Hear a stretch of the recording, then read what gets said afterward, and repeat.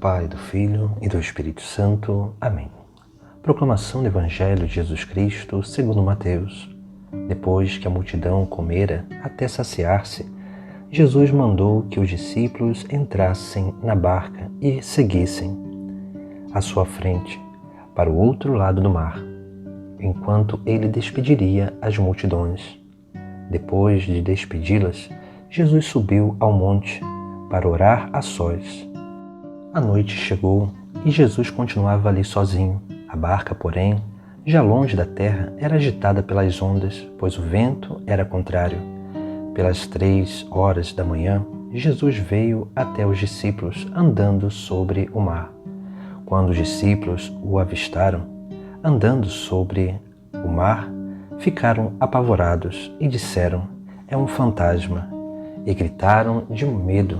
Jesus, porém, logo lhes disse: "Coragem, sou eu. Não tenhas medo."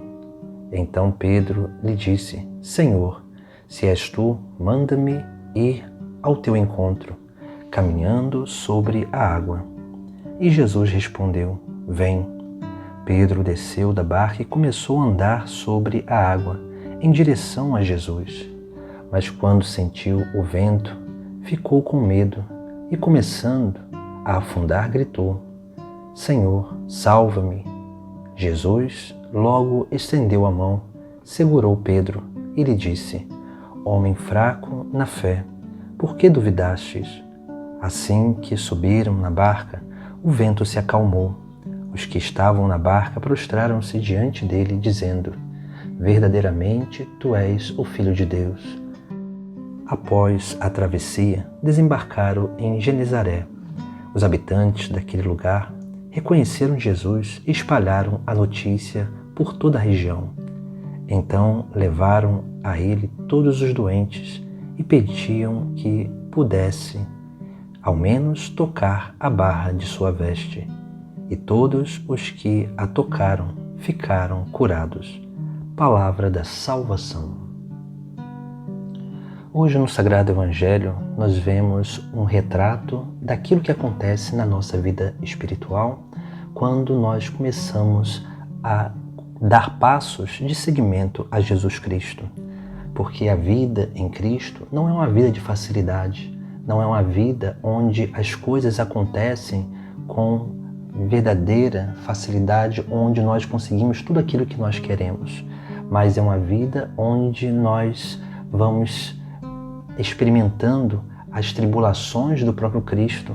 E naturalmente, nessas tribulações, o próprio Filho de Deus, ele usa delas para o nosso amadurecimento, para o nosso crescimento na fé. Por isso nós vemos aqui como que uma cena no Sagrado Evangelho, onde depois daquela multiplicação dos pães, daquela multidão ficar saciada, Jesus Cristo envia os seus discípulos à sua frente. E Jesus, ele envia à frente justamente por isso, porque em vários momentos da nossa vida, ele nos chama para estar com ele, para se alimentar dele, e depois ele nos envia à frente. Naturalmente, veja que esses discípulos, eles entram na barca e adentram ao mar. O mar, como nós sabemos, é o símbolo do mundo, das inseguranças mundanas, das incertezas. Por isso que essa barca, que é a igreja, vai caminhando, vai navegando no mar e realmente ali ela tem, é claro, as suas tribulações. Porque quando a barca está no alto mar, ela não tem mais a âncora para deixar firme ali. Então ela é facilmente abalada pelos ventos, pelas ondas, mas veja que todas essas coisas são coisas naturais daquilo que é a vida de trabalho numa embarcação no mar. Por isso que nós vemos aqui justamente isso, onde esses discípulos eles vão para o alto mar, assim como nós também somos enviados ao mundo, não para ser do mundo, mas para fazer a diferença no mundo. E nesse mundo nós somos balançados. Aqui nós temos duas imagens, as ondas e os ventos. Essas duas coisas representam o mar, significa os açoites, significa aquelas injúrias, as injustiças. O mar é aquilo que bate na barca, aquilo que toca a nossa vida, que são as zombarias do mundo para com a nossa fé, para com a nossa prática religiosa. Tudo isso vai como que nos balançando, vai como que muitas vezes nos levando para lá e para cá, onde nós precisamos, dia após dia, nos manter firmes na nossa fé. Os ventos são as ideologias, os pensamentos mundanos que muitas vezes chegam até nós. Eles chegam até nós para tentar corromper a nossa consciência. Por isso que a tribulação, as adversidades do mundo que nos tocam, essas vêm no nosso coração, porque elas vêm causar certos sentimentos que nós muitas vezes não conseguimos controlar. Por exemplo, o medo. E os ventos, que são essas ideologias, elas vêm para realmente tentar corromper a nossa consciência, para que nós possamos abandonar aquilo que é a nossa fé, aquilo que é a nossa doutrina, a nossa moral. Por isso que depois nós vemos como que é importante, diante da nossa caminhada, estar sempre focado em Cristo. Porque depois, na segunda parte do Evangelho, nós vamos ver que Jesus Cristo, ele vem ao encontro desses discípulos que estão perecendo no alto mar. E ele vem andando, caminhando sobre as águas. Aqui nós vemos algo muito importante. Jesus é Deus e ele tem poder sobre tudo, sobre toda a criação. E é claro, sobre o mar, sobre o vento, sobre qualquer circunstância. Isso aqui significa que, quando nós estamos na presença de Deus, nós não precisamos ter medo de nada, porque Deus, na sua infinita sabedoria, poder e providência, Ele sim vai cada vez mais usando de tudo aquilo que acontece na nossa vida para o nosso crescimento, porque Ele nunca deixa com que uma tentação seja mais forte do que nós possamos suportar. Depois nós vamos ver que Jesus se aproxima da barca. Eles vão achar que Jesus é um fantasma. E, naturalmente, ali Pedro vai dizer: Senhor, se és tu, manda-me ir ao teu encontro, caminhando sobre a água. Jesus vai dizer: vem.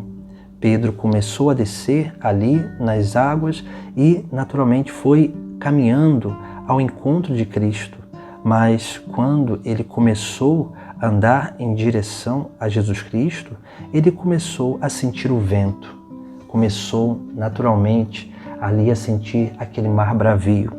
E aqui nós vemos, quando sentiu o vento, ficou com medo e começou a afundar. Veja, quando nós estamos seguindo a Jesus Cristo e muitas vezes essas realidades batem a nossa vida e nós começamos a tirar o foco de Jesus Cristo para olhar essas realidades, nós começamos a afundar, porque nós começamos a nos permitir corromper pelas ideologias, pelos pensamentos mundanos.